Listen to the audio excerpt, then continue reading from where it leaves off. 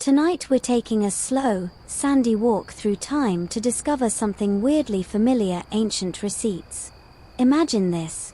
You're trudging under a sweltering Mesopotamian sun, sand sticking to your ankles, a sack of goat skins slung over your shoulder, and inside, little clay tokens that clack together like hard candy in a bowl. These aren't toys, they're your lifeline, proof you gave up 6 goats for 3 bags of grain, and you really don't want anyone to forget that. You step into a bustling village market, the air thick with dust, dung, and freshly baked flatbread. Behind a stall, a man squints at your tokens, snorts, and insists he gave you more grain last week. You both know he didn't, but without proof, you're stuck. You try to remember what the sun looked like on the day you paid him. Was it a cloudy Tuesday? Did the town crier have a sore throat? The details swirl, but the facts slip. And here's your first reality check. You probably wouldn't survive this economy. Not unless you learned to memorize, bargain, argue, and defend every deal with the ferocity of a lawyer in a courtroom. The problem was simple. How do you prove anything in a world where nothing is written down? So, before you get comfortable, take a moment to like the video and subscribe, but only if you genuinely enjoy what I do here. And hey, tell me where you're listening from and what time it is over there. Always fun seeing our sleepy little tribe across the globe. Now, dim the lights, and let's ease into tonight's journey together. You start noticing the rhythm of the market. Everyone's shouting, exchanging, haggling. There's a tempo to it, a kind of dusty symphony of desperation and trust. But underlying it all is a gnawing anxiety. What if someone lies? What if someone forgets?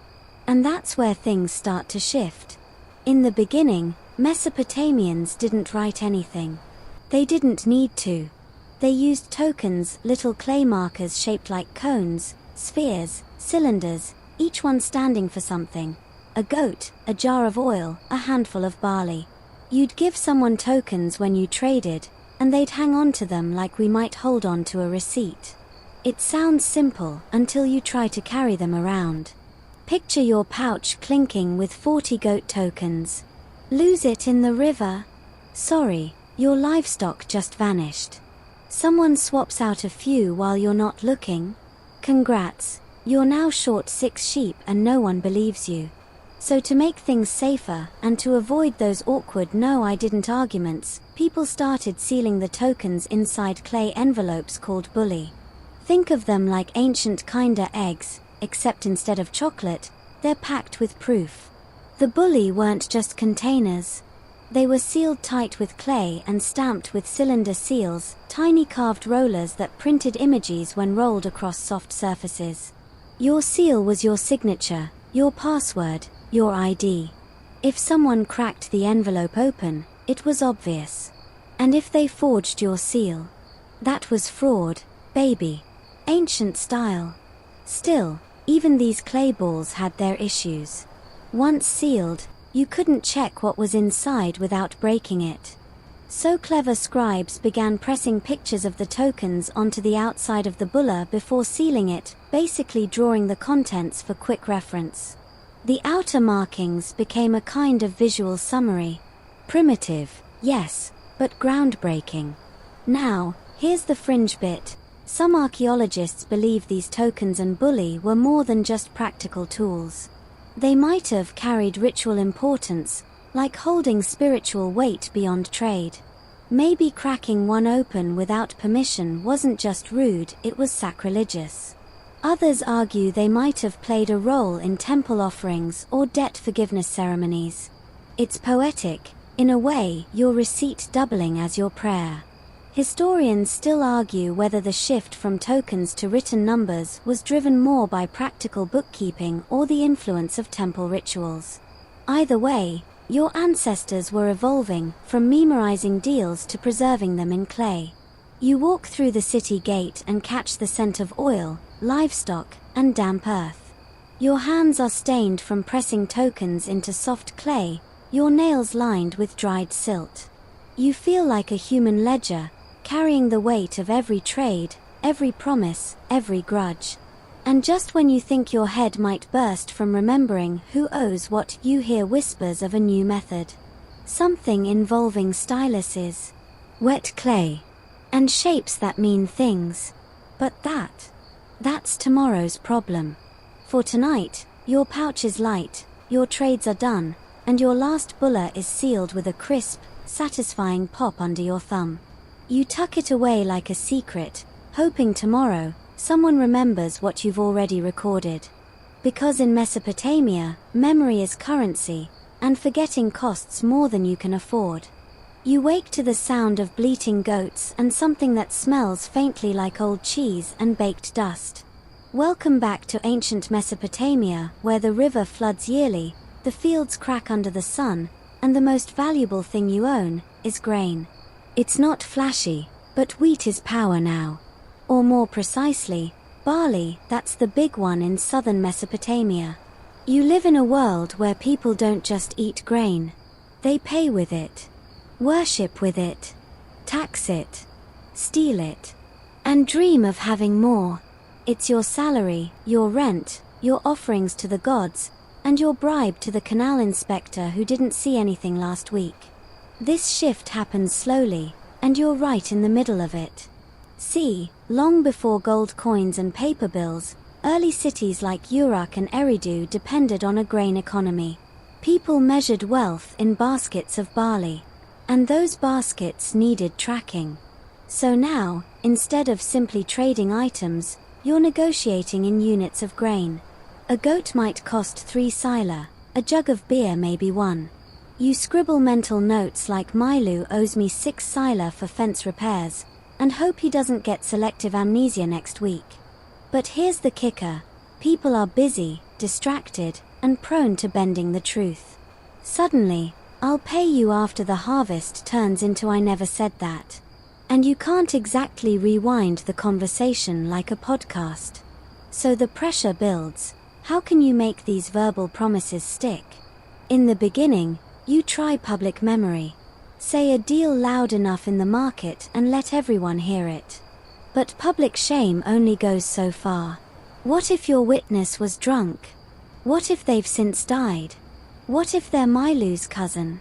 So you need more than trust. You need record keeping. And this is where things start to snowball. You're not just bartering anymore. You're issuing IOUs. Debts. Promises.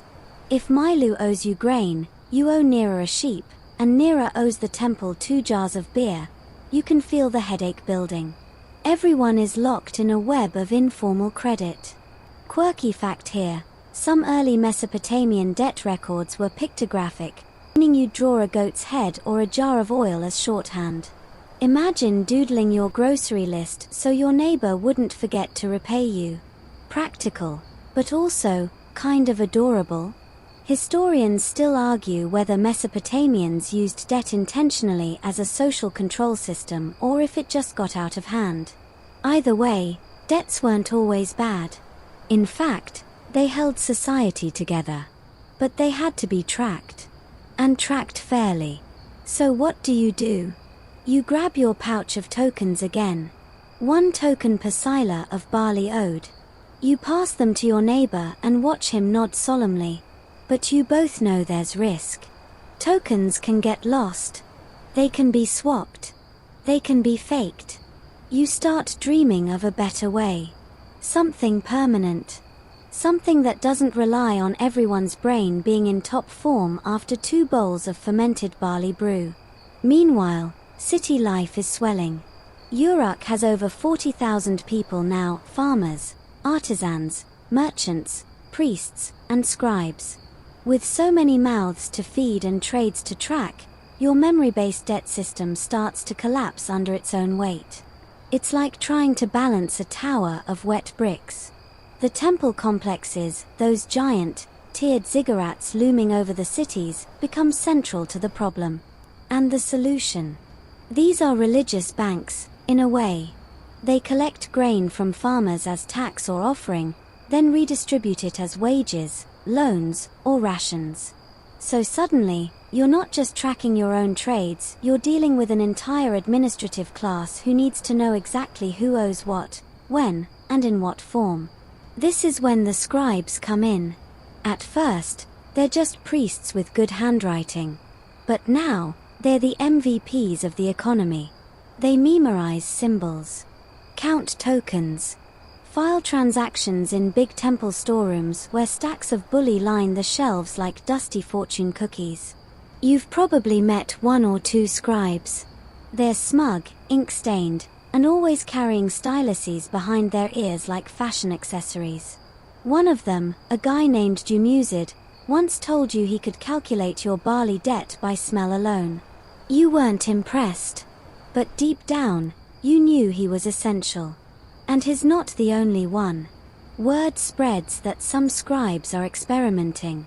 Instead of stuffing bully with tokens, they're trying to press marks directly into wet clay. Lines, wedges, curves. A stylus becomes your calculator. The symbol for 10 goats looks different than 3. And guess what? These symbols can be copied, checked, preserved. It's not writing. Not yet. But it's getting close. And still, the heart of the matter is simple. People want proof. You want to make sure that when you give something of value, you don't get ghosted. You want a receipt. You reach the end of the day dusty, a little cranky, and clutching your freshly pressed bulla. Tomorrow, you'll take it to the temple to verify that you really did contribute 12 jars of oil. And maybe, just maybe, someone there will remember your name not because they trust you, but because it's pressed into clay. Your eyes open to the hazy shimmer of early morning light creeping between the reeds of your roof. The first sound isn't birdsong or temple bells, it's someone loudly yelling across the street. You owe me a cow. Ah. Another day, another debt dispute. You toss off your woven mat, splash some river water on your face, and step outside just in time to watch two farmers waving their arms and pointing fingers at each other. One claims he lent a cow 2 moons ago, the other insists he returned it.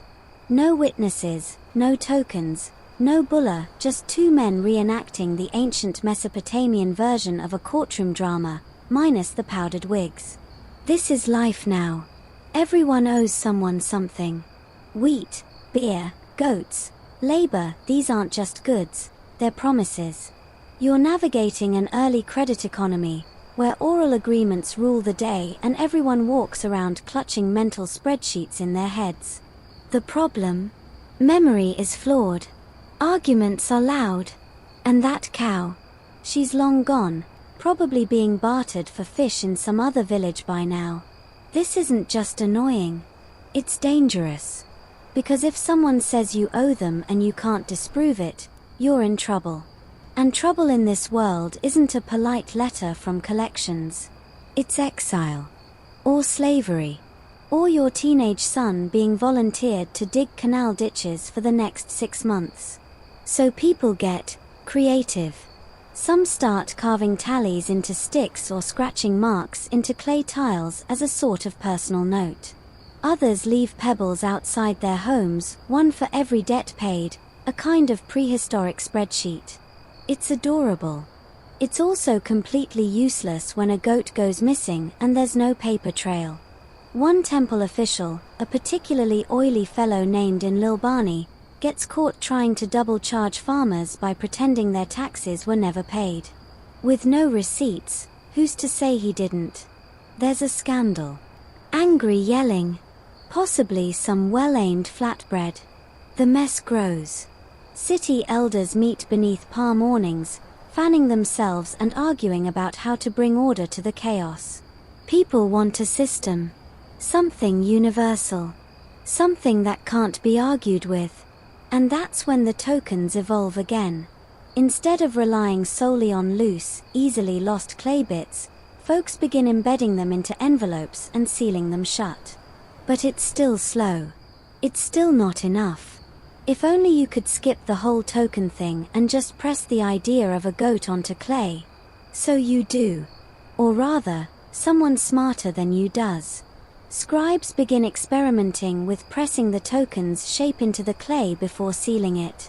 Then someone realizes, wait, what if we just skip the tokens altogether and press the symbol directly into the tablet? Boom! A record that's permanent. No envelope, no fuss. This is still the experimental stage, and not everyone trusts it. You hear whispers like, the clay lies, or, if it's not sealed, it's not real. Some old-timers insist on the traditional method. But slowly, ever so slowly, the visual becomes the verbal. Shapes gain meaning.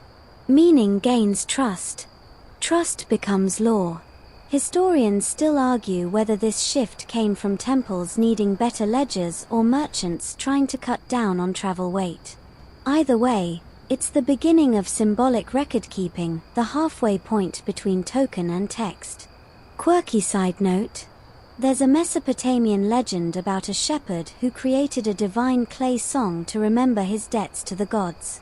Some think that tale refers to this very period, the moment humans first started singing into clay with marks instead of words. Honestly, not a bad metaphor. Now, your neighbors begin to rely less on memory and more on clay slabs. These early receipts are crude. A goat looks like a squiggle with legs. A jar of oil is just a wonky triangle. But they're working. They hold truth in a way that yelling never could. You find yourself pressing one of these symbols for the first time. The clay is cool and damp, the stylus smooth in your hand. You make a mark that means barley. Another that means 3. A scribe supervises, nods approvingly, and bakes the slab hard in the sun. You've done it. You've recorded a deal. It feels safe. You slip the baked tablet into your satchel, and for the first time in weeks, you walk through the market without worrying someone will misremember how much you're owed. At dinner, you tell your family about it. Your teenage daughter, unimpressed, rolls her eyes and says, "So it's just a rock with scratches?" You nod. Exactly. But deep down, you know it's more than that. It's a shield. A voice. A piece of clay that says, yes, this happened. Yes, I mattered. Because in this new economy, where everyone is owed something and no one can quite remember what, the humble receipt becomes the difference between survival and ruin. And that loud man from this morning? He's back. Only now, he's holding a clay slab. He raises it like a trophy and yells again, "You owe me a cow." And this time, he might just win. You're crouched in a flickering storeroom, oil lamp casting long shadows across the clay wall, and in your hands you're holding what looks like a small, dried mud ball. But inside, secrets, agreements, promises. This is a bulla, Mesopotamia's version of a locked safe, rolled into a sphere and small enough to lose behind a donkey's water trough. You turn it in your fingers. It's smooth, sealed tight, warm from your grip. Somewhere in there are tiny clay tokens representing 5 jars of sesame oil and 2 goats. The surface has been stamped with your seal, a curling image of a lion biting the sun, which, let's be honest, is way cooler than just signing your name. You press it to your ear. No sound. Not that you expected one, but still, it's weirdly satisfying to imagine a whisper leaking from inside. You paid this. You're not a liar. The concept is simple but clever. You hand someone this clay ball, they know you gave them something valuable, and if anyone disputes it, smash it open. Tokens inside match the impressions outside. Case closed. But then people, being people, start to game the system. Some sneaky merchants tamper with bully, removing a token and resealing it to skim a goat or 2 off the top. Others forge seals. One creative soul in Uruk makes counterfeit tokens out of river pebbles. It's as if the very idea of security has created new insecurity. So, the response? Double down.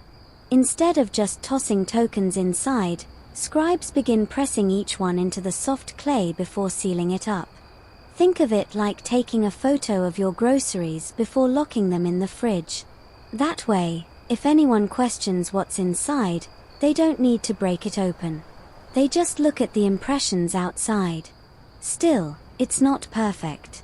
Break the bulla, lose the context. Swap the seal, sow confusion.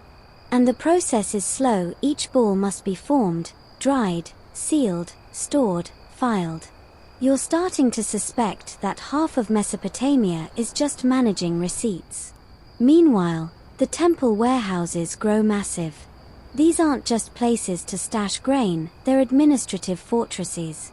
Picture long corridors filled with jars, jugs, tablets, tokens, and thousands of bully, each labeled and shelved with a precision that would make a modern accountant weep with joy. In these hallowed halls, scribes begin to get experimental. They start combining token shapes with marks on clay tablets, inventing a new system that feels like writing but isn't quite there yet. Instead of a round ball, now they're using flat tablets. Easier to stack, harder to tamper with, more space for marks. And then it happens. One day, someone skips the tokens entirely. They just press a wedge-shaped stylus into wet clay and draw a symbol that stands for a number, followed by another that means goats. Just like that, the bulla is obsolete. It's a quiet revolution. No parade. No proclamation. Just one scribe muttering to himself under his breath, squinting at a lump of clay and scratching out Mesopotamian history. Historians still argue whether this moment was driven by temple bureaucracy or merchant innovation. Maybe both. But either way, it changes everything. From now on, you won't need a pouch of tokens. Just a stylus and a head for symbols. Quirky twist. Some bully still show up in legal contexts long after writing emerges. It's like someone using a rotary phone in 1998. Old habits die hard. Maybe they liked the mystery. Maybe they just didn't trust the newfangled scribbles. But for most people, the shift is thrilling. You hold your first receipt tablet like it's a magic talisman. It's small, about the size of a deck of cards, but it feels weighty in your palm. The marks are fresh, drying in the sun. They say, 5 sheep. Delivered. No outstanding debt. It's not art. It's not poetry. But it's yours. You tuck it into a reed basket beside your sleeping mat. Not under your pillow. You're not that paranoid, but close enough to touch if you wake up in a sweat, wondering if that last trade went through. The next morning, a neighbor visits. She's furious. Claims she gave you a jug of honey last week, and where's her grain? You calmly walk to your basket, pull out your clay receipt, and hold it up. She squints, grunts, backs off. And just like that, the argument is over. You didn't raise your voice. You didn't call the elders. You just showed a baked piece of mud, and the truth sealed itself into silence. It's not a perfect system. It won't stop theft, corruption, or forgetfulness. But it starts something big. A culture of evidence. A world where memory isn't the only authority. You leave your house and glance at the market, alive with the soft sounds of trade. Coins don't clink, but clay does. You pass a scribe carving tablet entries on his lap, a kid playing fetch with a goat, and a merchant trying to stuff a receipt into his sandal because he's out of pockets. And somewhere in the distance, another argument rises. I gave you 10 jars, not 8. This time, though, the reply is quieter. Smug. Check the bulla. You're sitting cross-legged in the shade of a mud brick wall, rolling a warm clay sphere between your hands like a stress ball. Except this isn't for your nerves, this is proof of payment, a miniature document sealed without ink, text, or signature. It's hard to believe, but this lump of clay is the world's first receipt. There's something weirdly satisfying about holding it. You feel its weight, the slight give where the surface hasn't fully hardened, and the tiny ridges of your own seal, a lion biting the sun, still fresh from this morning. Inside, 5 cone-shaped tokens and a small cylinder. It's the clay equivalent of a line item, 3 goats, 2 jugs of beer. Your neighbor walks by and raises an eyebrow. Still using spheres, he snorts. Tablets are faster. You ignore him. You trust the sphere. But let's be real, you're part of a dying tradition. Back when all this started, people relied solely on these sealed clay balls to track transactions. They were portable, tamper-resistant, and gave you a warm, fuzzy feeling of security. But now things are changing fast. In temple offices and merchant stalls, tablets are replacing spheres. Not big ones, mind you, just palm-sized slabs, still wet and soft, stamped with tiny, deliberate marks made by styluses carved from reed stalks. A single wedge might mean one, a pointed oval might mean goat, and when you string them together, bam, you've got yourself an inventory. And the moment those scribes realize they can skip the tokens and just press abstract symbols directly into clay, the game shifts entirely. Suddenly, the world's first receipts aren't objects that represent objects. They're representations of ideas. The receipt is no longer physical, it's conceptual. Let that bake in your brain like a clay tablet under the Mesopotamian sun. You think back to your first bulla. It was a clunky little thing, big enough to bruise your foot if it fell off a shelf. You had no idea what was inside, so you just prayed it matched what you remembered. Now, though, you're eyeing flat tablets and realizing they make way more sense. They're stackable. They're searchable. And most importantly, they don't have to be cracked open to get at the truth. Historians still argue whether the earliest tablets were purely economic or if they also carried ceremonial or magical meanings. After all, these weren't just dusty ledgers, they were part of a sacred rhythm. Everything in Mesopotamia came back to the gods: grain, water, debt, even honesty.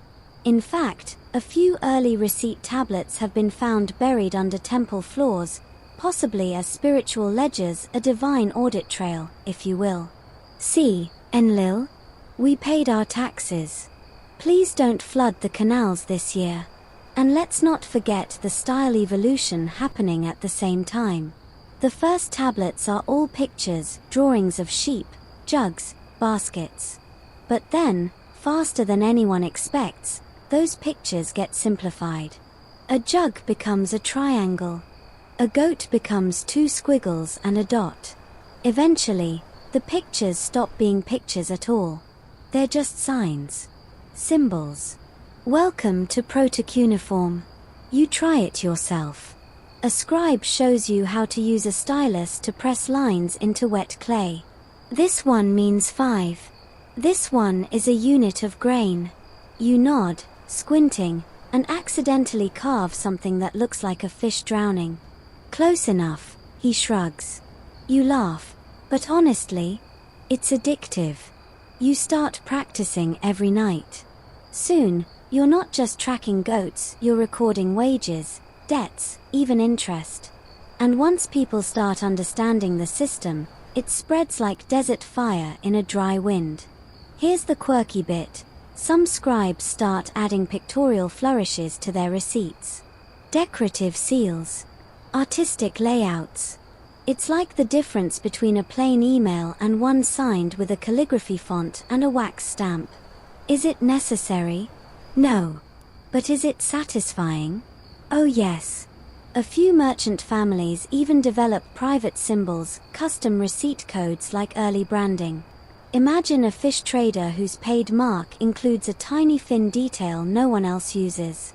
That way, you know it's his receipt, not a forgery. But even with these advances, the core principle stays the same. You want proof. That's what the receipts are all about. You trade a cow. You give some grain. You pay your temple dues. And for each of these, you want a clay square that says, yes, I did the thing. No, I'm not lying. Because without it, you're a target. You're vulnerable. And in this world, the only thing worse than debt is denying debt you can't disprove. You look around your house, noticing the neat stack of tablets growing in a woven basket near your hearth. Each one marks a deal, a trade, a moment in time. You're not just surviving anymore, you're archiving your life. And tomorrow you'll head to the temple, where a scribe is testing a new symbol for partial payment. It's a curved wedge, almost like a smirk. Which feels fitting. Because now, when someone says you didn't pay me, you just smile, and reach for the clay. You wipe your hands on your tunic, the faint smear of wet clay streaking across the fabric. The sun hangs low in the sky, but the line at the temple's outer court is still long: merchants, farmers, and a few bleary-eyed scribes clutching styluses like they haven't slept since the last harvest. Everyone's here for one thing: proof. Because now, scammers are everywhere, and soft clay is your last line of defense. You overhear a potter grumbling to her neighbor, "Some snake tried to claim I never paid him. Lucky I had my receipt, baked and sealed." Burned his smug beard right off. You try not to smile, but yeah, you've been there. This is a new kind of economy, one where clay talks louder than memory. And naturally, wherever there's proof, there's someone trying to fake it. That's where the scribes come in. You step into the scribe's booth, a little shelter with a slanted roof and shelves lined with still-drying tablets. He doesn't look up. Just gestures with 2 fingers toward the reed mat. You sit, cradling your tablet, 5 sheep delivered, 1 left to pay. He leans forward, checks the marks, tilts his head like he's judging a particularly sloppy doodle. You pressed the 5 too close to the 1. "Will that matter?" "Only if someone sues you," he says, reaching for a seal. "Ah yes, the seal, your ancient ID card, family crest, and security code all rolled into one. Yours is carved into a polished cylinder of lapis lazuli, okay, dyed clay, but no one needs to know, with a design you personally chose, 2 standing goats under a crescent moon. A bit dramatic, but hey, branding matters." The scribe rolls it across the wet edge of the tablet. Instantly, your identity is locked in. If someone tampers with it, cracks it, or reuses it, the broken seal will say it all. It's like encrypting your transaction, with art. The system's not perfect. Some folks forge seals or steal them outright. There's an infamous case of a farmer named Iku, who somehow started issuing receipts using a dead man's seal. Took months before the temple realized every approved grain delivery was complete fiction. They say Iku fled across the Zagros Mountains with a donkey cart full of barley and a big grin. Historians still argue whether the rise in forgery was what pushed scribes toward full written records, or whether it was just a matter of scale. Either way, tablets become more than receipts, they become weapons in a war of bureaucratic defense. Quirky tidbit. Scribes begin developing microsignatures, tiny, hidden marks in their cuneiform that only other scribes can spot. It's not just about what's written, but who wrote it. Think of it like an ancient watermark. One scribe, bored with standard signs, even starts adding a little squiggle at the end of his entries, a stylized fish hook. The clay equivalent of saying, "Yeah, I wrote this. You're welcome." And as receipts become more detailed, the transactions themselves change. You used to say, "I gave you 3 goats." Now your tablet reads, 3 goats delivered, in good condition, to Enlil Bani, priest of the Canal Quarter, on the 6th day of the month of Tazratum. Witnessed by Shuba, grain scribe. Sealed by Lugal Malik, junior clerk. A little overkill? Maybe. But in a world full of con artists and forgetful neighbors, more detail means fewer lawsuits. The clay tells the story. And the story protects you. But the scribes aren't just record keepers anymore. They're power brokers. You want something documented? You need a scribe.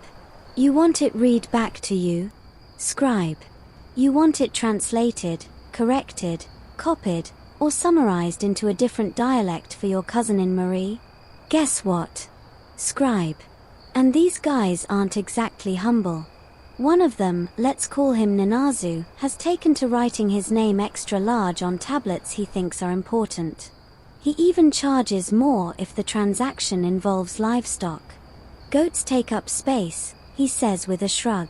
You start to suspect half the reason receipts are getting longer is because scribes enjoy making you wait.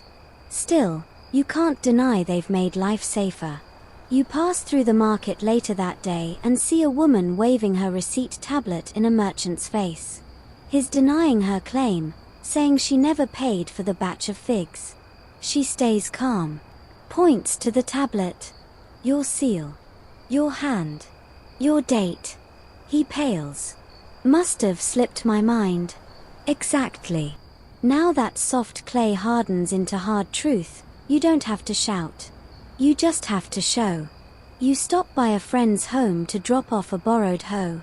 He thanks you, disappears inside, and returns with a small baked square, your receipt. Here, he says, I don't need this anymore. You hold it a moment, study the fading wedge marks, and then, just for fun, you toss it into the river. It vanishes with a satisfying plop. Proof no longer needed. Because when the system works, receipts don't just protect you, they free you. The sun is merciless today, bouncing off pale stone and clay until it feels like the world itself is sweating. You duck into a scribal workshop, lured by the promise of shade and the rhythmic scratching of styluses.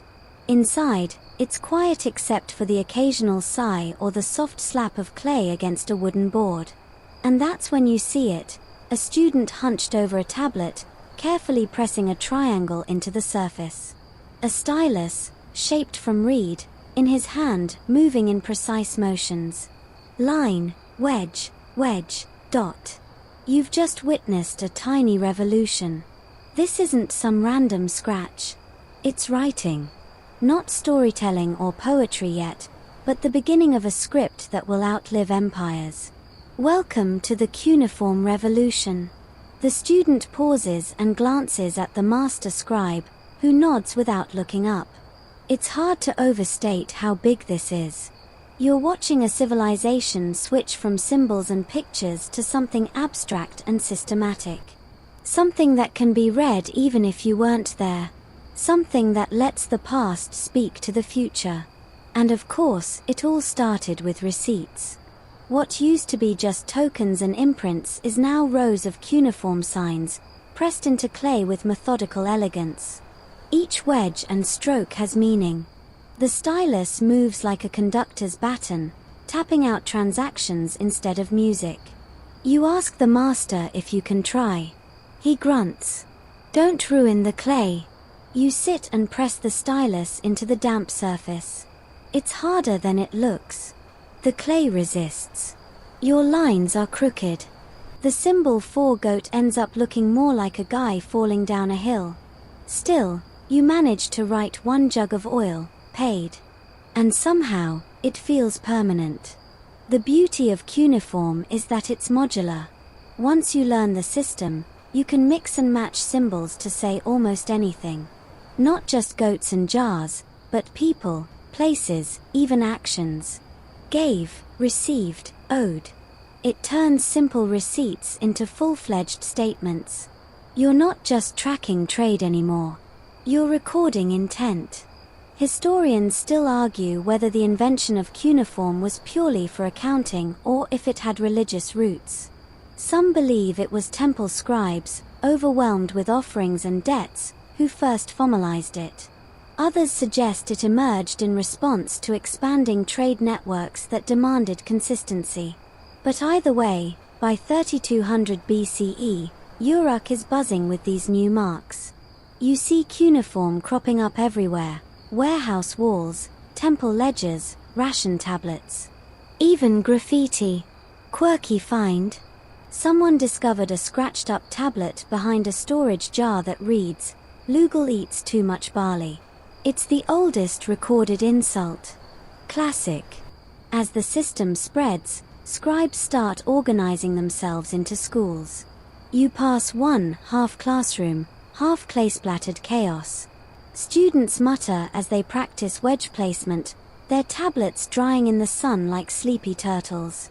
Some use soft clay, others practice on wax-covered boards. The talented ones are recruited by temples or rich merchants. The rest probably end up writing angry letters to their landlords. Your own skills are improving. You no longer stab the clay like it owes you money. You've got rhythm now. Flow. The stylus dances. Soon, tablets aren't just receipts, they're contracts, inventory logs, even stories. The same marks used to say 2 sheep paid can also describe a myth about Inanna descending into the underworld. One of the scribe's jokes, writing started with debt and ended in drama. He's not wrong. Receipts are still central, though. Every market stall, every trade agreement, every temple donation, it's all being recorded. In a way, writing is born not from the need to express, but from the need to account. The shift is exhilarating, but also exhausting. The sheer volume of records grows so massive that you start to wonder if half the temple's staff exists just to move tablets from one shelf to another. You overhear a junior clerk mutter, "We need receipts for our receipts." And honestly, he might be right. Still, the clarity is worth it. You remember a time not long ago when trades ended in shouting matches. Now, if there's a dispute, you pull out a baked tablet, read the signs, and let the clay settle the argument. There's something sacred about it.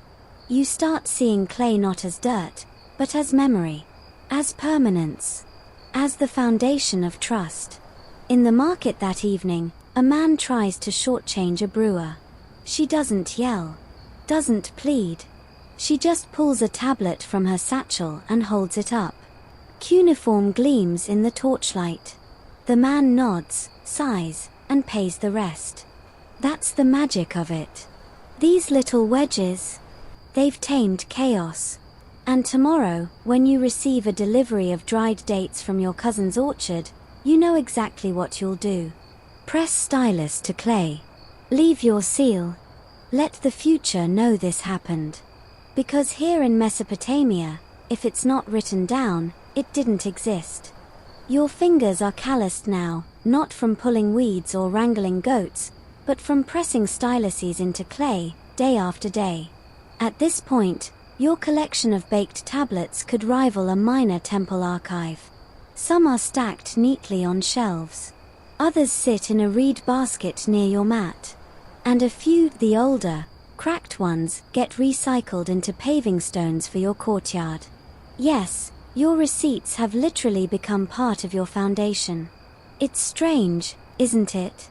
You started with tokens, little spheres clinking around in a pouch, and now you're part of a literate society. Not everyone's happy about it. Your cousin still swears the system is cursed. Every time I press a goat into clay, he says, the goat gets sick.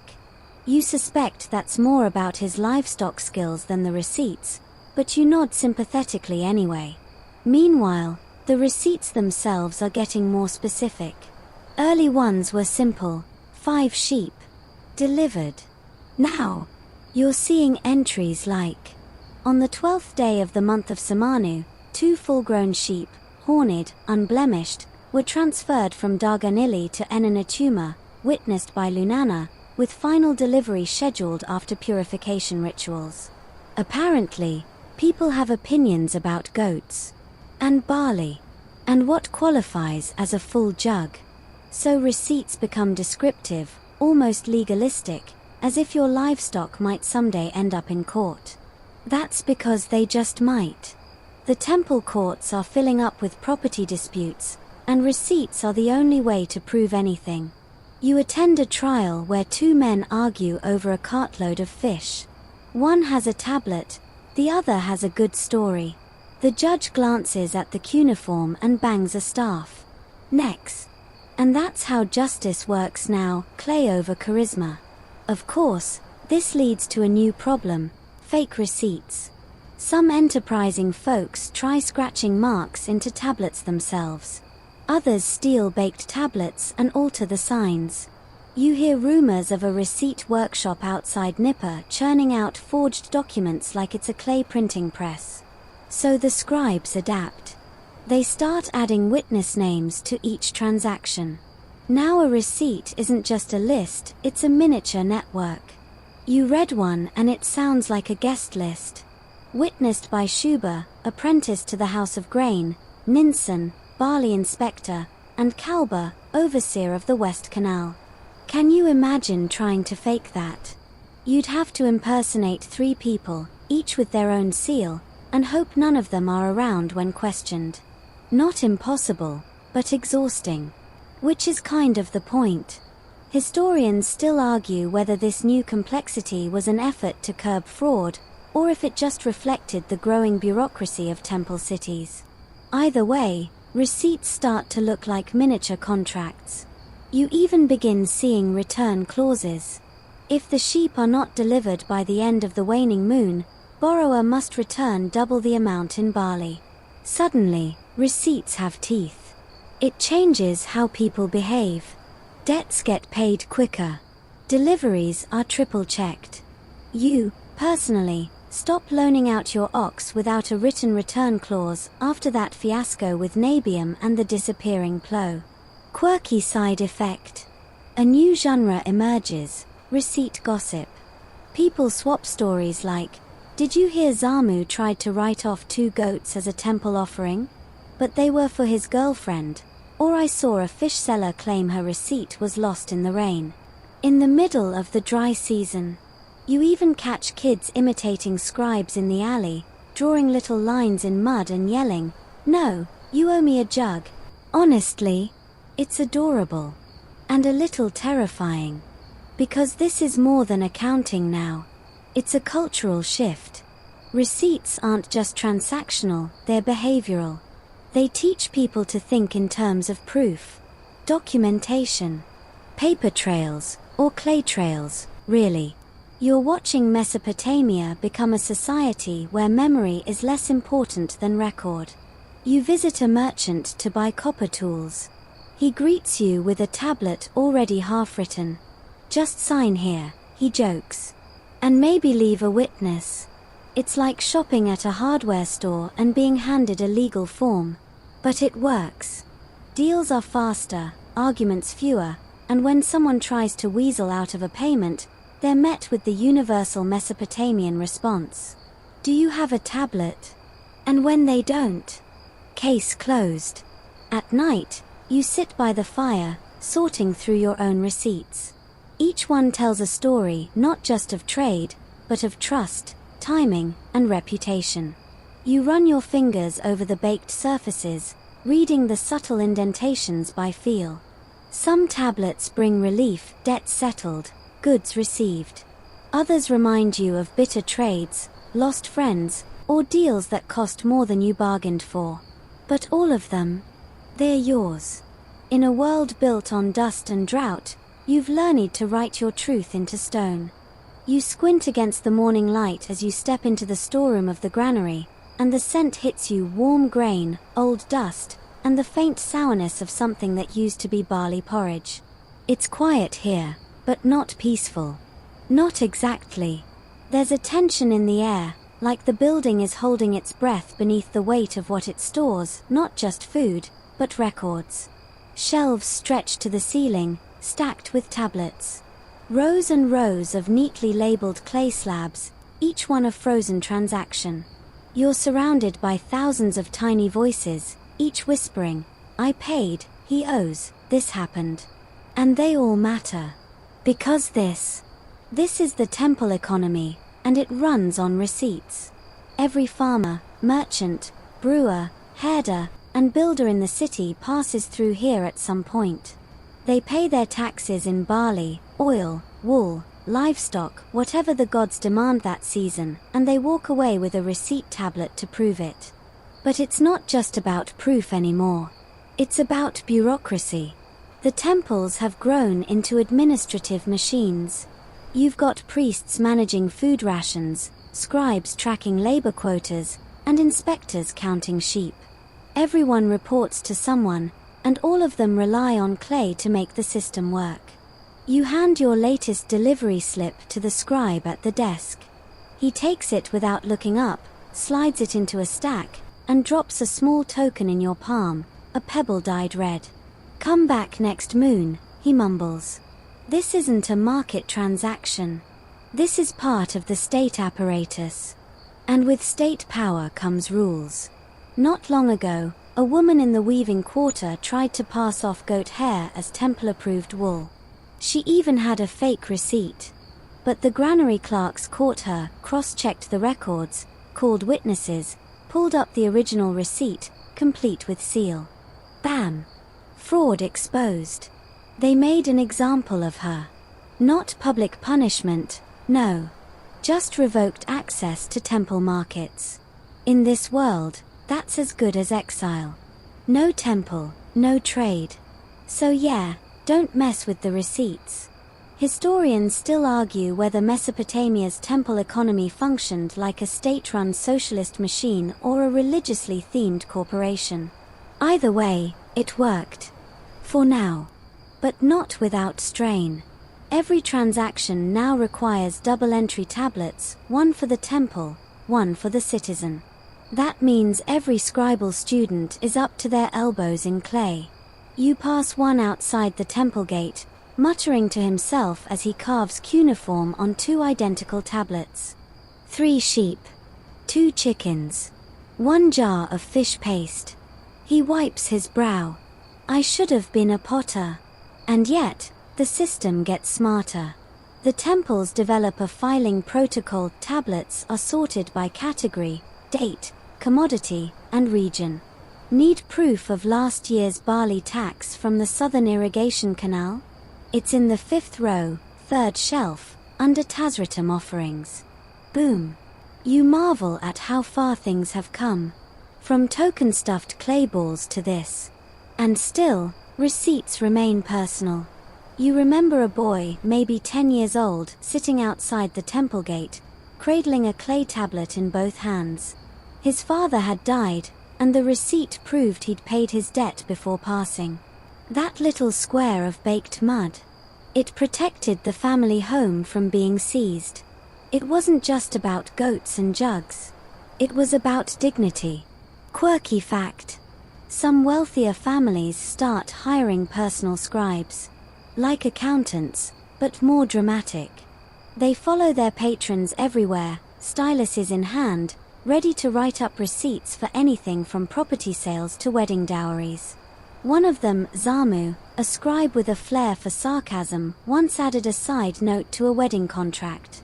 Bride price includes 1 cow, 1 jar of perfume, and a mother-in-law with strong opinions. The groom didn't notice until after the ceremony. But for most people, the scribes are still temple-bound. And the tablets, though practical, are getting dense. You flip through your recent transactions. Some are simple, 3 goats received. Others are nearly unreadable, columns of numbers, quantities, conditions, due dates, and seals. You find one that includes a diagram of a field. A map, scratched into clay. Even receipts are becoming multimedia experiences. So it's no surprise when a newer trend appears, index tablets. Think of them like Mesopotamian spreadsheets. Instead of storing 10 separate tablets about your barley deliveries, you now get 1 summary tablet. A table. Columns. Rows. Itemized lines with tallies. You try reading one. It hurts your eyes. But it's efficient. Efficiency, after all, is the name of the game now. And yet, the more the system expands, the more it depends on trust, not just between people, but between people and the record. You've stopped saying, "I paid you." Now you say, "It's in the tablet." You don't ask, "Do you believe me?" You ask, "Is it documented?" Because in this world, the clay is truth. And the granary, with its walls of baked mud and whispering shelves, becomes something close to sacred. Not because the gods live there, but because memory does. You exhale slowly, crouched beside a low hearth as a tablet bakes in the ashes. You're careful not to scorch it, just enough heat to harden the clay and lock in the truth. The fire crackles softly, sending shadows dancing across your wall, but your eyes stay on the tablet. It's a big one. Longer than usual. A list of everything you've delivered to the temple granary this season. 47 lines, to be exact. Grain. Beans. Goat cheese. Even that one embarrassing entry. 1 jug, oil, spoiled. Hey, you were honest. As the fire does its work, you realize something strange. This isn't just a receipt anymore. This is your story. Not in the poetic, mythic way the priests tell stories, but in a practical, precise, day-by-day record of your life. You're archiving your survival. And you're not alone. Across the city, people are recording everything. Bakers log their flour, shepherds list lamb births, builders document the length of every brick. Not because they're obsessive, but because society now expects it. You see it on faces in the market. That moment when someone asks, "Did you pay for that?" and the other person doesn't panic, doesn't argue, just reaches calmly into their satchel for a tablet. That gesture, that's the new ritual. It's as natural now as offering a handshake, or spitting after someone says the word taxes. And with this new ritual comes a new breed of professional, the verifier. Not a scribe, not a merchant, but a person whose sole job is to confirm receipts. You hire them when a deal is too big to risk. They check the tablet, inspect the seal, compare dates, cross-reference records. It's tedious. It's slow. It's absolutely worth it. Because when a herd of 20 goats changes hands, you don't just want proof, you want certainty. Some verifiers carry wax tablets for notes. Others wear a little pouch with stylus tips carved in different shapes, stars, crosses, even one in the shape of a laughing face. You're not sure if that last one is serious, but you've seen it pop up in a few seals. And then there are the traveling traders, who now move with whole archives on their backs.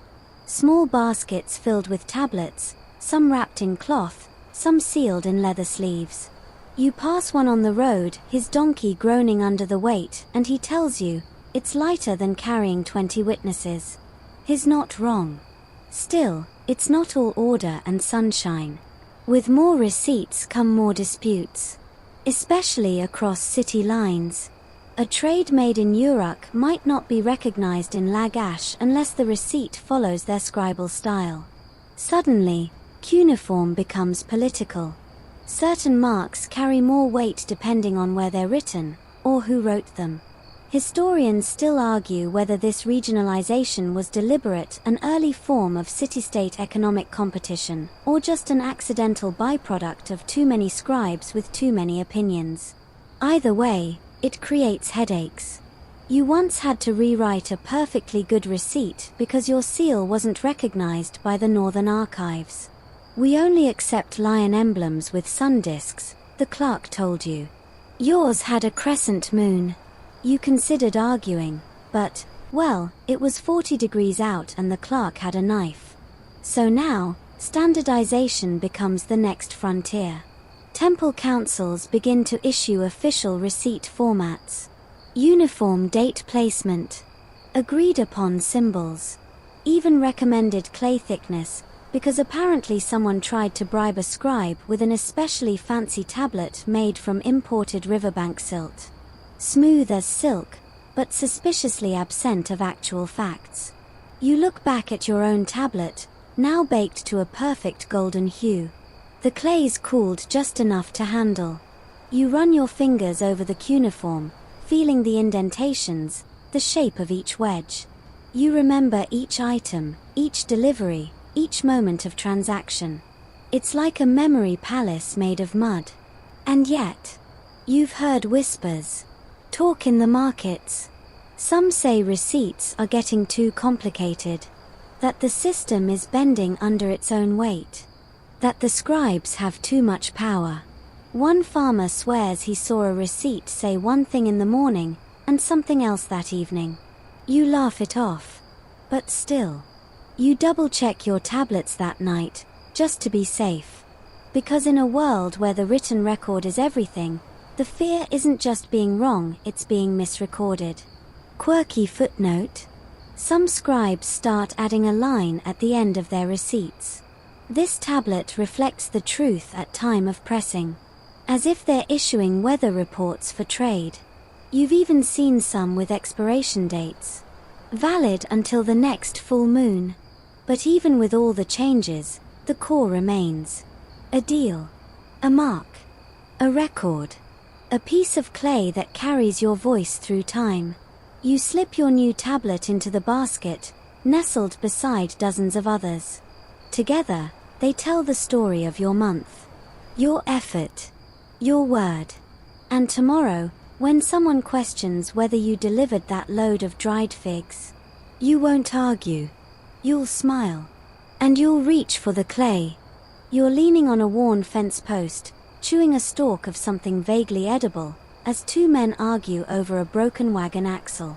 Voices are raised. Arms are flailing. Someone uses the word cheat a little too loudly. Normally, this would end in shouting and maybe a wrestling match in the dust. But instead, both men pause and pull out receipts. One is smooth and neat, sealed with a fish and palm tree emblem. The other is smudged, cracked, and barely legible. You watch as a third man, clearly some sort of mediator, takes both tablets, squints at them, then sighs. Neither of you listed the axle condition, he says.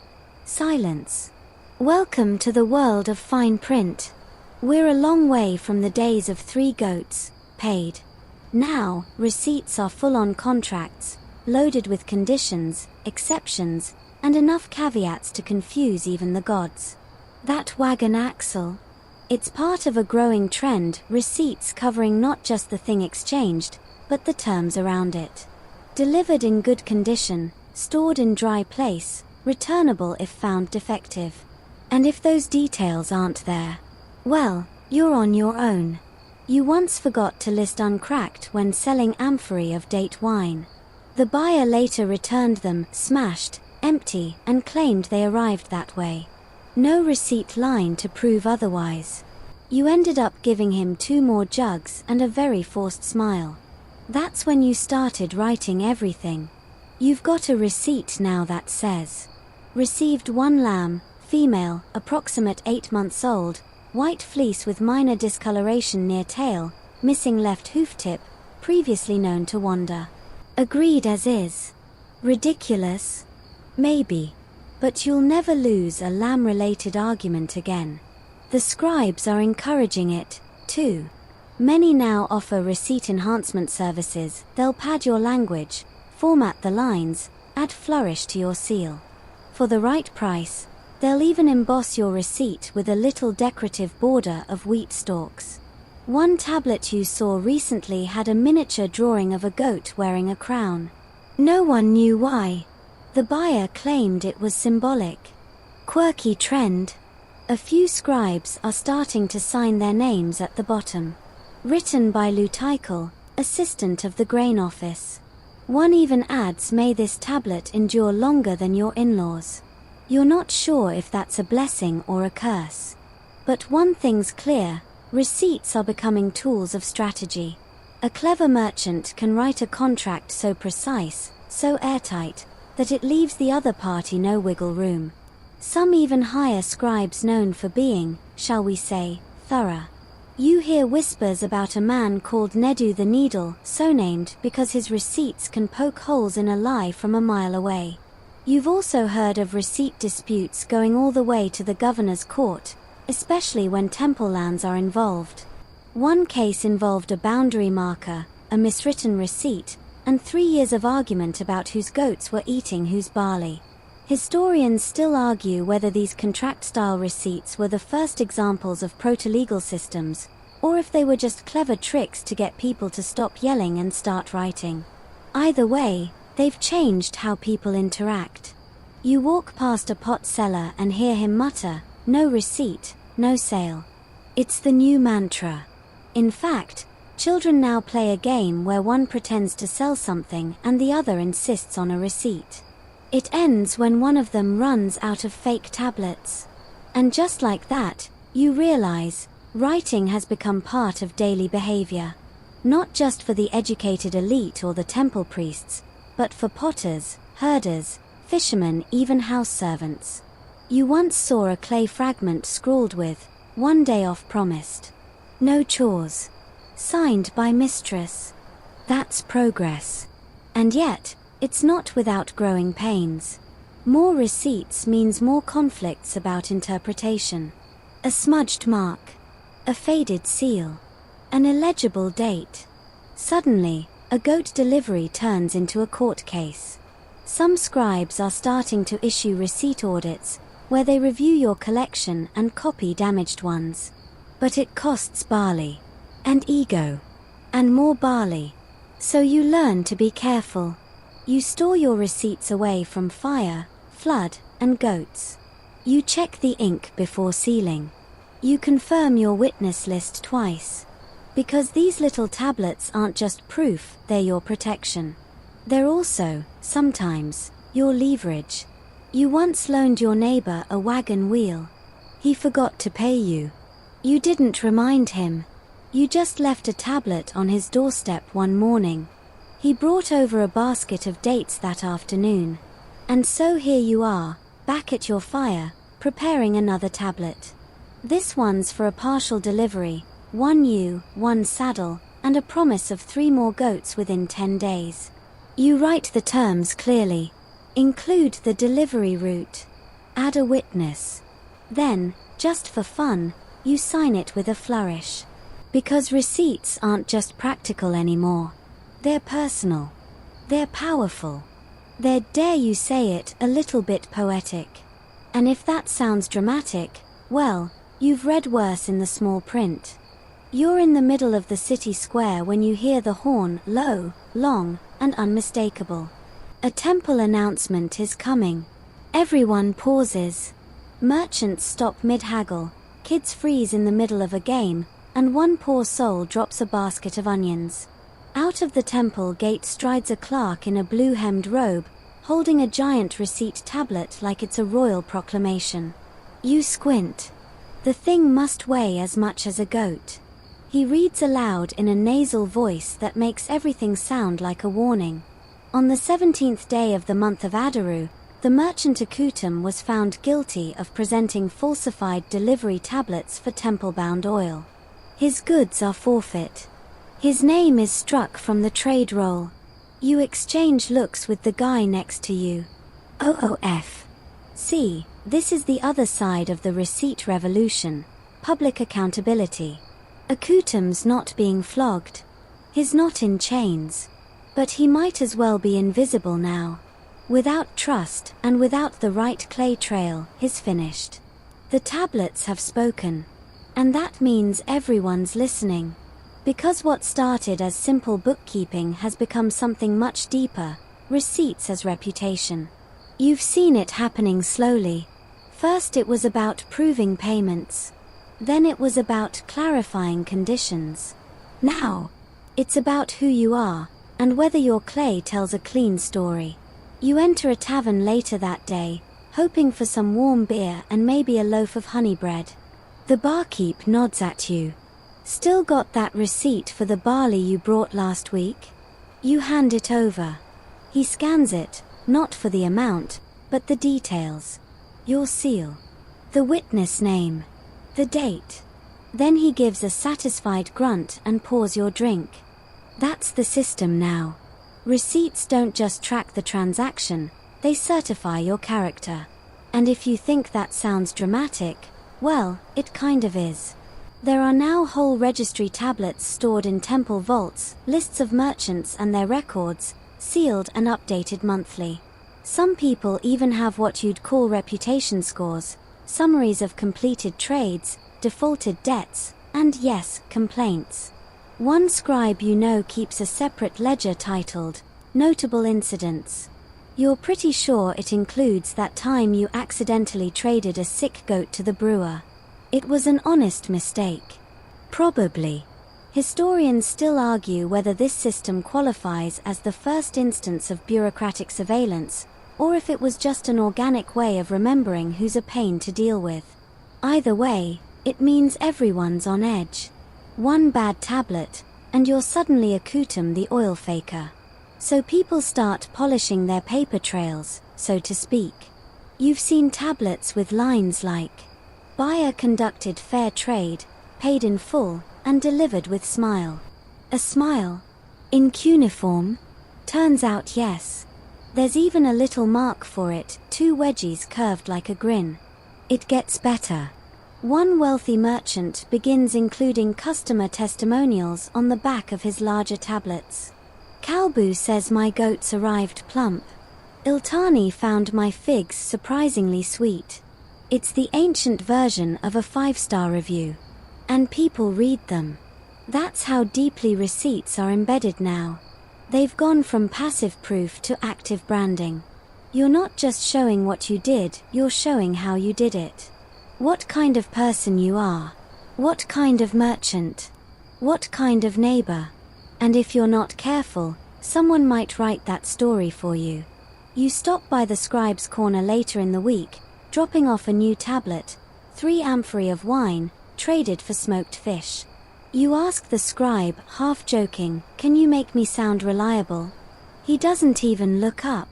You want the deluxe description? You shrug. Why not? He carves. Buyer was timely, courteous, and exact in his measure. Goods arrived sealed and unspoiled. May his house be undisturbed by rats. Honestly, you'll take it. Quirky trend. Some young scribes now sneak in tiny compliments on their clients' tablets. Little things. Ink smells pleasant. Well spoken. Handsome beard.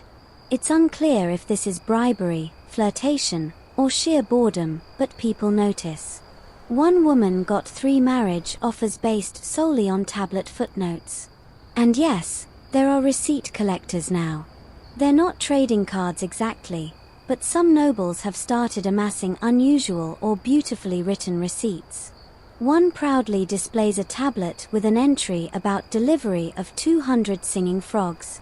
No one's sure what that means, but it's a great conversation starter. And still, the core remains unchanged. Proof, memory, trust. The tools are more refined, the scribes more skilled, and the stakes far higher, but it's still about telling the truth on clay, and letting that truth protect you. Your collection grows. One box holds domestic records, loans, purchases, payments to the baker. Another stores temple transactions. A third is strictly for contracts, marked with green pigment along the edge so you can find them quickly. You run your fingers along the hardened surfaces. Each one feels like a scar, or maybe a stitch, something that holds the past together. You don't remember every moment. But you don't have to.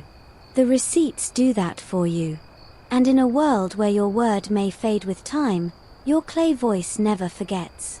You're out on the edge of the fields, where the mud squelches beneath your sandals and the reeds hum with mosquitoes, when you realize you forgot your ledger tablet. You groan. You were supposed to log the ox rental. 1 day's use. No more than 3 hours in direct sun. Ox name, possibly Kaka, but he didn't respond to it, so maybe not. And now, unless you hike all the way back to your house, it won't get recorded. No clay, no proof. And you just know the ox owner's going to remember things differently. That's when it hits you, receipts have become so essential that life is inconvenient without them. Not dangerous. Not impossible.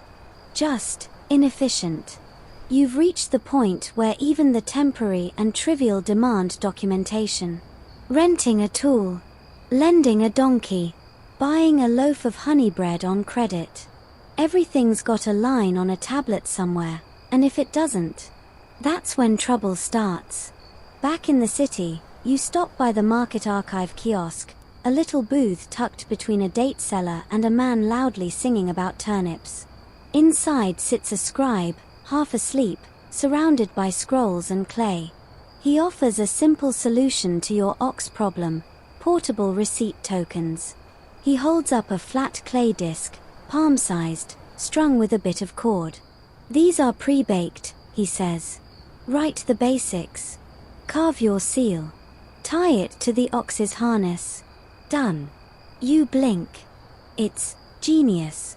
These little mobile receipts, sort of like ancient tags, are catching on fast. Cattle, carts, crates, even amphorae of wine are being tagged with mini tablets. Some even have drawings instead of full cuneiform, for traders who can't read. You spot one on a donkey later that day, a crude symbol of a jar and a sun, meaning fermented date beer, delivered before dark. Quirky fact. Some cheeky traders add charms to the string: beads, feathers, bits of dyed cloth. One young merchant even tied a mouse skull to his receipt token. You're not sure what that means. Probably not good. But the bigger shift is clear: receipts are now traveling with the goods themselves. This helps in border towns especially. You hear complaints about receipt confusion across dialects and symbols. Is that the sign for goat, or is that just a squashed loaf? So now traders carry receipts with both city scripts on them, like a clay Rosetta Stone. Historians still debate whether this is the beginning of interregional commerce standardization, or just a temporary fix until someone invents the international goat emoji. But whatever the case, it's working. Back home, you start adopting these mobile methods. You keep a pouch of half-fired tokens near the door. One for urgent trades, one for family barters, one for deliveries. You even let your kids make practice ones. Your youngest gives you a tag that reads one imaginary cat, purring always. You decide to keep it. Still, the spread of receipts outside the temples and markets into daily domestic life brings unintended side effects. Now everyone wants written proof for everything. Your neighbor won't lend you a cup of flour unless you make a note on clay. Your uncle insists on signing off every time you borrow his ladder. Your spouse leaves a receipt on your mat that reads, "One promise to repair roof, made with eyes open, before next rain." You laugh, nervously. This new layer of formality creates a weird tension. You trust these people. You live beside them. But the system's changed how you express that trust. Not with words or nods. With cuneiform and seals. At a party one night, yes, ancient people had parties, you overhear a woman complaining, "My husband gave me a love poem, but he didn't seal it." She was half joking. Probably. And yet, some couples now document relationships, too. Dowries. Promises. Even parenting roles. You've seen one tablet that read, "I, Pusaninlil, agree to change swaddling cloth every third day, no fewer than 2 wipes per occurrence." Some scribes are even writing memory tablets, personal clay notes for sentimental things. One elderly man you know has a receipt that just says, "This house was once full of song." It's not legally binding. It's not necessary. But it means something. That's the direction things are heading. Receipts are evolving from strict transactions into emotional anchors. Little reminders. Promises to yourself. Records of intention, not just action. And as you sit by your fire that night, carving a new token to attach to your ox's horn, you feel the weight of it, not just the clay, but the story inside. This one says, "Ox borrowed for plowing. One day. With gratitude. You'll return him tomorrow. But tonight, the tablet rests beside you. Proof not just of what you did, but of who you were when you did it."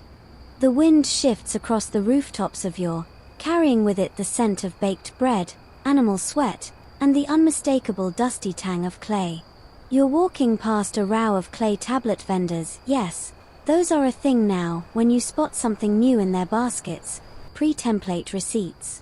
Each one's already marked with standard phrases: received in full, returned in good condition, to be paid in barley by new moon.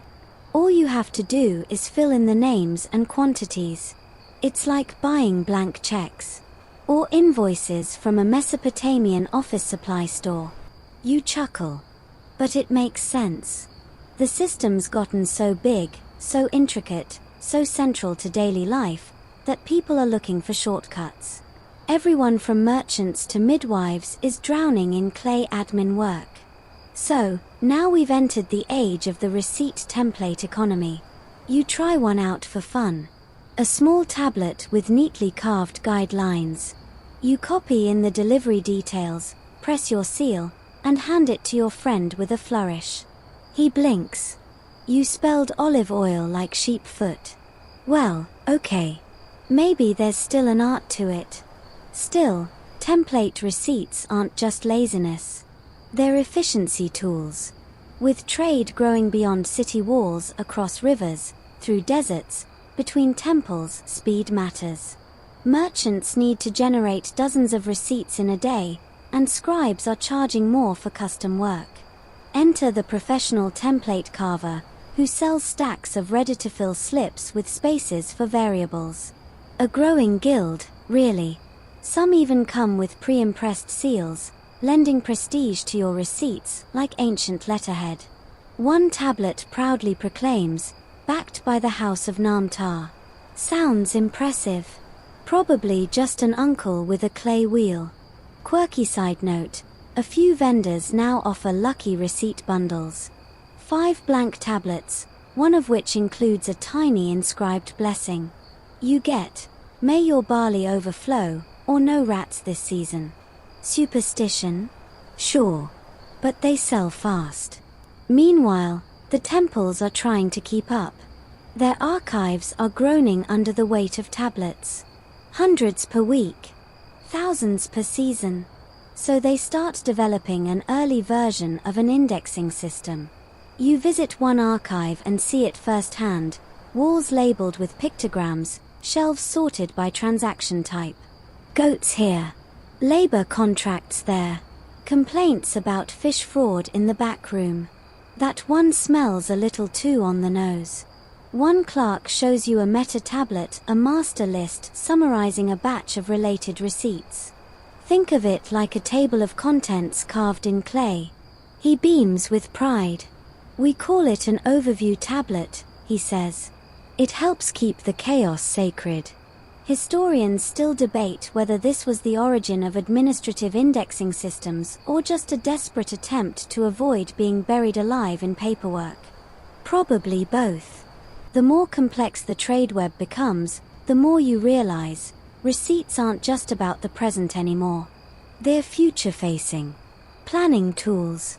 Memory devices. Legal fallback. Insurance. You start seeing tablets that describe what will happen if something doesn't happen. If grain delivery fails due to flood, substitute payment of oil accepted. If oil unavailable, trade 2 fish nets. If nets fail to arrive, trade postponed 1 moon. After which, goats. It reads like a choose-your-own-adventure scroll. But it works. Everyone has a contingency. And everyone wants their backup plan on clay. This shift toward prediction, flexibility, and increasingly layered transactions leads to a new kind of specialist, the contract scribe. You meet one in the square. She wears a sash embroidered with stylized wedge marks.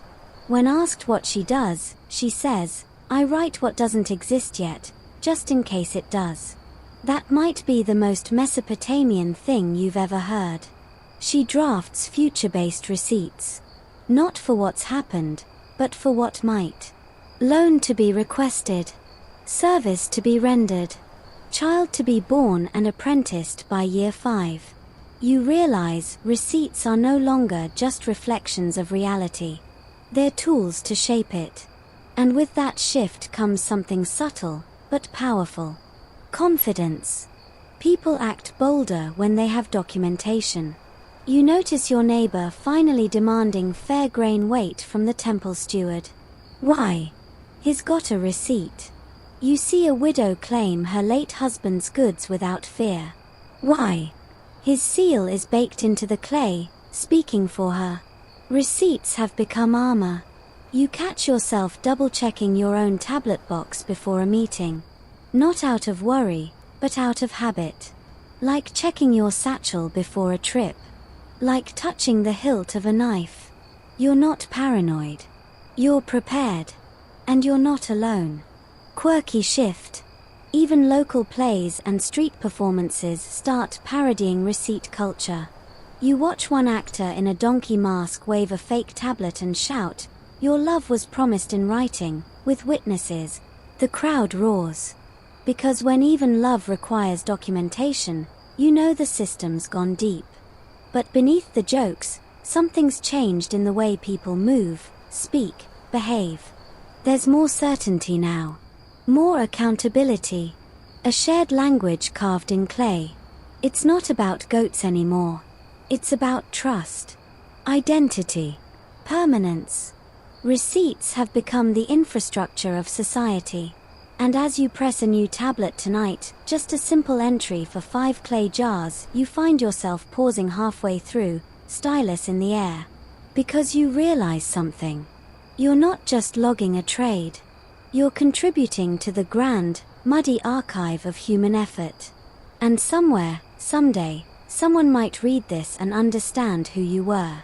The river runs sluggish in the heat, thick with summer silt and the lazy churn of boats ferrying barley, fish, oil, and gossip. You lean on the edge of the dock, a fresh receipt tablet cooling in your palm. Another trade, another seal, another notch in the ever-growing record of your life. But something's different today. As you watch a scribe downriver etch his stylus across a long ledger slab, eyes squinting, tongue pressed between his teeth, you realize just how massive the system has become. Not just in size, but in scope. Receipts have gone from tools of trade to tools of culture. There's a tablet in your satchel right now that records not a sale, not a debt, not even a rental. It's a promise. To deliver a wedding dowry next moon. Sealed by 3 witnesses and marked with the sign of the family goat, because, of course, it wouldn't be legally binding without him. This promise is more than clay. It's emotion pressed into permanence. It wasn't always like this. Once, memory was enough. A handshake. A nod. A stern glare and a mutual grumble. But then the cities grew. Crops multiplied. Temples expanded. And suddenly, remembering wasn't enough. You needed a memory you could hold. So you carved it. Burned it. Filed it. And here you are, surrounded by millions of memories stacked on shelves, hung from walls, packed in crates, tucked in satchels, buried in ruins waiting to be found thousands of years from now. You think back to that first trader, somewhere near the marshes, long ago, scratching a few lines into a lump of clay to remind his partner that he'd delivered 6 sheep. Not for posterity. Just so no one would argue later. Would he have guessed that this habit, this dull practicality, would snowball into a whole civilization of records? You doubt it. He probably just wanted to go home with less shouting. Historians still argue whether receipts were the cause of Mesopotamia's bureaucratic explosion or simply a symptom of it. Either way, they formed a spine. A quiet, unassuming one. Made not of bone, but of mud and memory. But now, the system is reaching its limits. Archives are overfull. Tablets are crumbling. Clerks are begging for simplification. You hear talk of scrolls, lighter, flatter, made of something called papyrus brought in from Egypt. More portable. Less breakable. Easier to store. Is this the next step? Maybe. But for now, clay still rules. You wander through the temple's outer storage building, ducking low to avoid a pigeon perched in the rafters. The air smells like warm dust and history. Rows upon rows of shelves, each lined with tablets. Not just receipts. Life stories. You pause beside one shelf marked medical debts, midwives' contracts. Another labeled cattle reassignments, South Channel. Each tablet here once stood between two people and a misunderstanding. You run your fingers across one marked with deep cuts, probably a dispute, likely tense, maybe even dangerous once. But here, now, it's silent. Resolved. Settled by clay. And that's the quiet miracle, isn't it? These receipts didn't just record history. They reduced conflict. They preserved fairness. They shared language across generations, castes, and borders. Quirky note. You once met a wandering trader who carried a receipt from his grandfather, just a plain, baked square of text, listing nothing but a donkey and a jar of salt. No value anymore. But he said it reminded him that his family always paid what they owed. That tablet was his heirloom. And it hits you, suddenly, that you're part of that same tradition. You dig into your satchel and find a tablet from years ago, faded, chipped, nearly unreadable. You keep it not for the data, but for the moment, your first solo trade. One fish. One loaf. One nervously drawn seal. It means nothing. It means everything. Back home, your kids are playing with wet clay.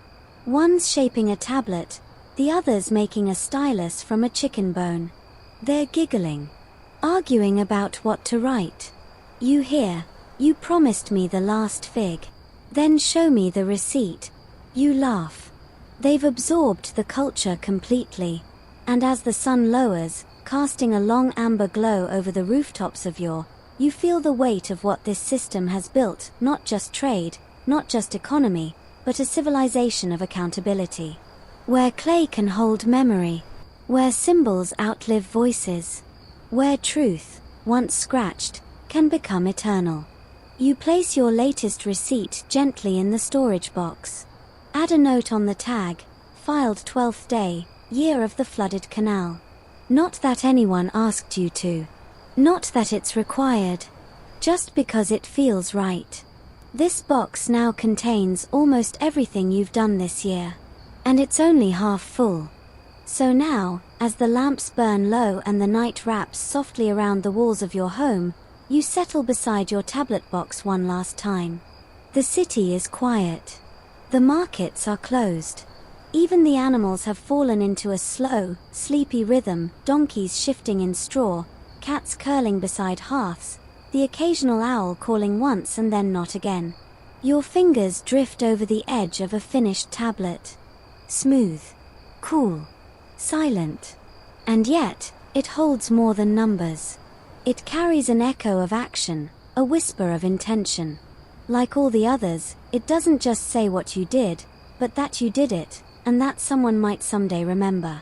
In the end, maybe that's all receipts ever really were. Not proof for a court or temple or scribe, but a quiet reassurance. A gentle record of life's little promises kept. You lean back and close your eyes, the fire dimming, the clay cooling, the air thick with the warm scent of earth and oil. Outside, stars begin to blink awake, one by one. The world will keep moving, more trades, more scribes, more disputes, more dreams. But tonight, it's enough to know that your story is written. Safe. Pressed deep. Set in clay. So go ahead. Let the weight of the day ease from your shoulders. Let the silence settle like dust on the shelves. Let the tablets rest. And you, too. Just rest.